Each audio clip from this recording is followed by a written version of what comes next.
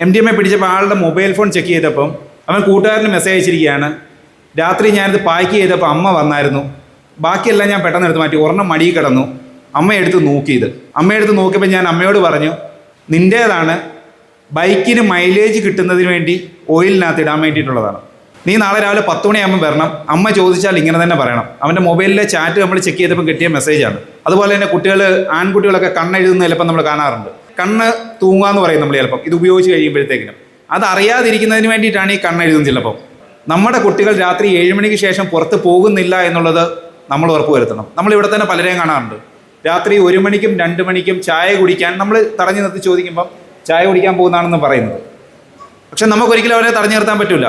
എന്തുകൊണ്ട് നിങ്ങൾ ഈ സമയത്ത് ചായ കുടിക്കാൻ പോകുന്നത് ചോദിക്കാനും പോവും? ചോദിക്കാൻ പറ്റില്ല. പക്ഷേ പേരൻസിന് ചോദിക്കാൻ സാധിക്കും.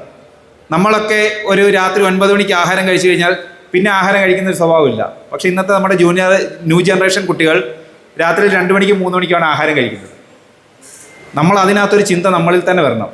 7 മണിക്ക് ശേഷം നമ്മുടെ കുട്ടികൾ പുറത്ത് പോകണ്ട എന്നുള്ളൊരു ചിന്ത നമ്മളിലേക്ക് ഉണ്ടാകണം. കുട്ടികളെ ഏറ്റവും കൂടുതൽ അവരുടെ കൂട്ടുകെട്ടുകളാണ് നമ്മൾ ചിന്തിക്കേണ്ടത്. അതേപോലെ തന്നെ നമ്മൾ വീട്ടിൽ കുട്ടികൾ മുകളിലത്തെ നിലയിലേക്ക് നമ്മൾ കൊടുക്കുന്നു. ആ റൂം നമ്മൾ ചെക്ക് ചെയ്യാറില്ല, നോക്കാറില്ല. ആ കുട്ടികൾ ആ റൂമിൽ എന്തൊക്കെ ചെയ്യുന്നു എന്ന് അറിയില്ല. ഞങ്ങൾക്ക് തന്നെ അനുഭവമുണ്ട്. ഞങ്ങളൊരു കുട്ടിയെ ഞാൻ എറണാകുളത്ത് ജോലി ചെയ്യുമ്പം MDMA പിടിച്ചു. MDMA പിടിച്ചപ്പോൾ ആളുടെ മൊബൈൽ ഫോൺ ചെക്ക് ചെയ്തപ്പം അവൻ കൂട്ടുകാരന് മെസ്സേജ് അയച്ചിരിക്കുകയാണ്. രാത്രി ഞാനിത് പാക്ക് ചെയ്തപ്പോൾ അമ്മ വന്നായിരുന്നു. ബാക്കിയെല്ലാം ഞാൻ പെട്ടെന്ന് എടുത്ത് മാറ്റി. ഒരെണ്ണം മടിയിൽ കിടന്നു. അമ്മയെടുത്ത് നോക്കിയത്. അമ്മയെടുത്ത് നോക്കിയപ്പോൾ ഞാൻ അമ്മയോട് പറഞ്ഞു, നിൻ്റേതാണ്, ബൈക്കിന് മൈലേജ് കിട്ടുന്നതിന് വേണ്ടി ഓയിലിനകത്ത് ഇടാൻ വേണ്ടിയിട്ടുള്ളതാണ്.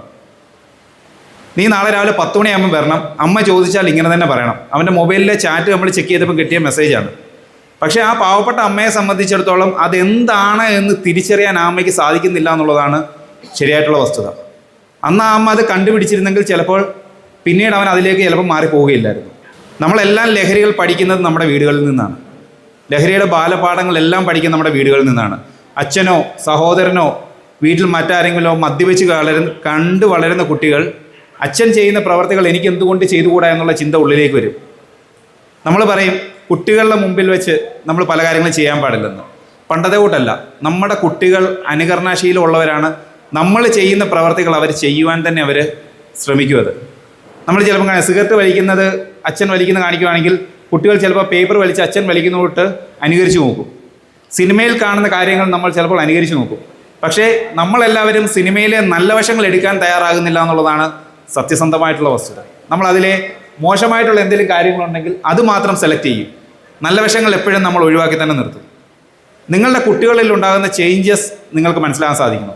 നിങ്ങളുടെ കുട്ടികൾ ആഹാരം കഴിക്കുന്നില്ല, രാത്രിയിൽ ഉറങ്ങുന്നില്ല, ശരീരം പെട്ടെന്ന് ക്ഷീണിക്കുന്നു. അതുപോലെ തന്നെ ആൺകുട്ടികളൊക്കെ കണ്ണെഴുതുന്ന ചിലപ്പോൾ നമ്മൾ കാണാറുണ്ട്. ചിലപ്പോൾ കണ്ണ് തൂങ്ങാന്ന് പറയും നമ്മൾ ചിലപ്പം ഇത് ഉപയോഗിച്ച് കഴിയുമ്പോഴത്തേക്കിനും. അത് അറിയാതിരിക്കുന്നതിന് വേണ്ടിയിട്ടാണ് ഈ കണ്ണെഴുതുന്നത് ചിലപ്പം. പക്ഷെ അങ്ങനെ കുട്ടികളിൽ ഉണ്ടാകുന്ന ചേഞ്ചസ് നിങ്ങൾക്ക് എന്താണെന്ന് മനസ്സിലാക്കാൻ സാധിക്കണം. അങ്ങനെ മനസ്സിലാക്കാൻ സാധിക്കുന്നുവെങ്കിൽ മാത്രമേ നമുക്ക് നമ്മുടെ കുട്ടികളെ നല്ല രീതിയിലേക്ക് കൊണ്ടുവരാൻ സാധിക്കും. സത്യസന്ധമായിട്ട് പറഞ്ഞാൽ ഒരു ജനറേഷനെ നമുക്ക് നേരെയാക്കാൻ പറ്റാത്ത അവസ്ഥയിലാണ്. പക്ഷേ ഇനിയുള്ള ജനറേഷനെങ്കിലും നമ്മൾ ഇതിൽ നിന്നും അകറ്റുവാൻ നമ്മൾക്ക് സാധിക്കണം.